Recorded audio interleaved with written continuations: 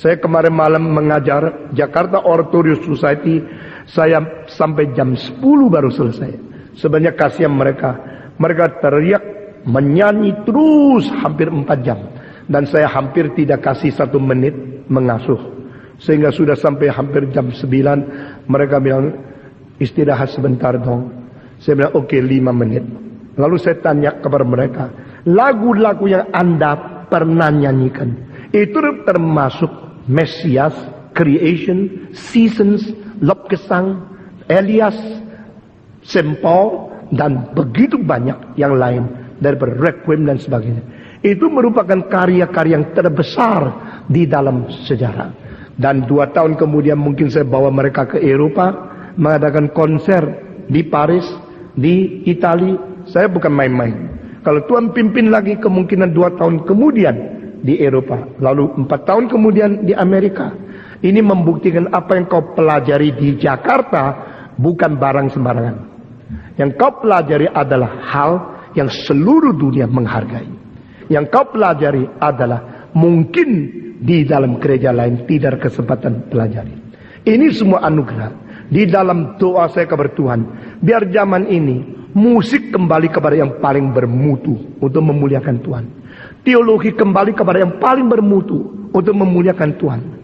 Pentafsiran Alkitab kembali kepada yang paling bermutu untuk memuliakan Tuhan. Hidup Kristen, penginjilan sampai kepada maksimal memuliakan Tuhan. Sesuatu jiwa yang bergumur seumur hidup seperti ini akhirnya menjadi anugerah Tuhan bagi zaman ini. Tetapi apakah kita menghargai itu? Apakah kita merasa kita perlu respect kepada apa yang Tuhan karuniakan kepada kita? Saudara-saudara, hal yang terjadi dalam hidup kita tidak tentu terjadi di dalam zaman yang lain. Pada waktu Johann Sebastian Bach menulis lagu organ untuk gereja, begitu banyak. Orang kira biasa, dia kan bisa tulis setiap minggu seperti ini. 1 minggu selesai 1 kantata. Sehingga Johann Sebastian Bach pada usia tuanya berada Saint Thomas Kirk yang berada di Leipzig di Jerman. Saudara-saudara, dia selesaikan 220 kantata yang saban minggu dipentaskan di gereja itu.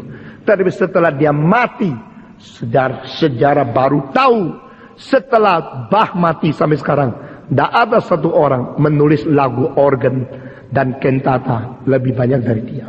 Bukan saja lebih banyak dari dia, kumpulkan 250 tahun. Bach meninggal dunia tahun 1750 sampai sekarang 250 tahun. Semua lagu organ yang digubah oleh seluruh dunia digabung, tidak banding 1 orang dia. Demikian George Friedrich Handel sejak tahun 1732 menulis Esther, 38 tulis Israel in Egypt, 41 menulis Mesias, sesudah Solomon, lalu Samson, lalu banyak lagu-lagu seperti soul dan lain. Akhirnya pada 1749 sampai 50 dia tulis Yeftah. Itu adalah mungkin 26 dari oratorio sekian banyak yang ditulis. Dan 9 tahun kemudian dia buta meninggal dunia. Sesudah dia mati, orang zaman itu kira biasa. Kita sering dengar oratorio daripada Handel.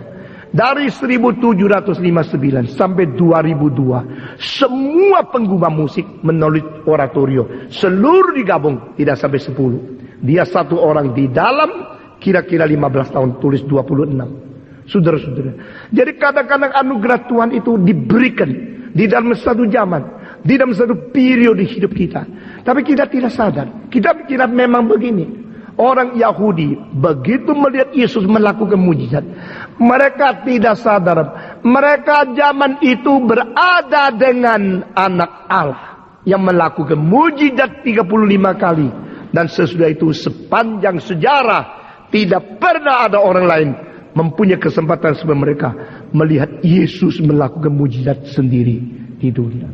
Tapi mereka tidak anggap itu anugerah. Yang dicari kelemahan Yesus. Padahal Yesus tidak berkelemahan. Yang dicari cara boleh menyerang Yesus. Mereka buta anugerah. Cuma lihat kalau bisa cacat-cacat supaya menonjolkan mereka pintar mengetahui sesuatu.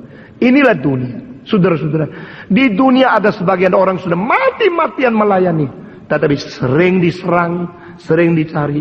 Di dunia banyak anugerah Tuhan yang sudah diberikan, sering kita lupakan, kita tidak indahkan, kita tidak menghargai.